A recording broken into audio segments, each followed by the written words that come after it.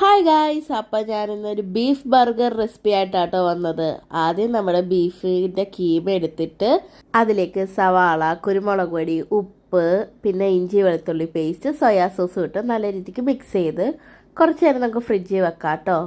പിന്നെ ചിലവർ മുട്ടയുടെ മഞ്ഞ ചേർക്കുന്നുണ്ട്, നമ്മളതൊന്നും ചേർത്തില്ല. പിന്നെ അതുപോലെ തന്നെ വലിയ ബോൾസ് എടുക്കുക, അല്ലെങ്കിൽ ഈ ബീഫ് വേവണ സമയത്ത് ഇത് ചുരുങ്ങിപ്പോകും. വലിയ ബോൾസ് തന്നെ എടുക്കാൻ ശ്രമിക്കുക. പാൻ വെച്ചിട്ട് അതിൽ ബട്ടർ തന്നെ ഇടാൻ ശ്രമിക്കുക. ഓയിലോ ഒന്നും ഇടാൻ നിൽക്കരുത്. ബട്ടറിൽ തന്നെ ഇത് ഫ്രൈ ചെയ്തെടുക്കുമ്പോൾ അതിൻ്റെ ടേസ്റ്റ് നല്ല രീതിക്ക് അറിയാൻ പറ്റുള്ളൂ. അതിൻ്റെ ബട്ടർ ചൂടാക്കി എന്നിട്ട് നമ്മൾ ആ പാറ്റി വെച്ച് നല്ല രീതിക്ക് സ്ലോ കുക്ക് ചെയ്യണം. തീ കുറച്ച് വെച്ച് തന്നെ ബീഫ് വേവിച്ചെടുക്കണം. ബീഫ് വെന്ത് വരുന്ന സമയത്ത് നമുക്കൊരു ചീസ് സ്ലൈസ് ഇടാം.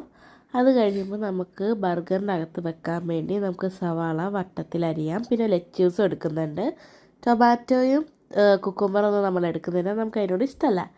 എന്നിട്ട് ബട്ടർ നല്ല രീതിക്ക് ടോസ്റ്റ് ചെയ്തതിന് ശേഷം ഒരു സൈഡ് മയണൈസും ഒരു സൈഡ് സോസും വെച്ചിട്ട് അതിൻ്റെ ഒക്കത്തെ ലെറ്റ്യൂസും ഒണിയനും വെച്ച് പിന്നെ പാറ്റിയും വെച്ച് നമ്മൾ ക്ലോസ് ചെയ്തു. അപ്പോൾ ഇതാണ് ഒരു സിമ്പിളായിട്ടുള്ള ബീഫ് ബർഗർ.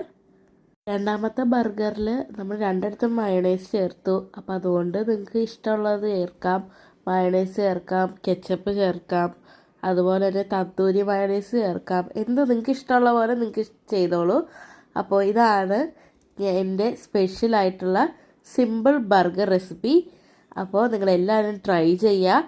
ഈ വീഡിയോ ഇഷ്ടപ്പെട്ടാൽ ലൈക്ക് ചെയ്യുക, ഷെയർ ചെയ്യുക, സബ്സ്ക്രൈബ് ചെയ്യുക. Bye bye.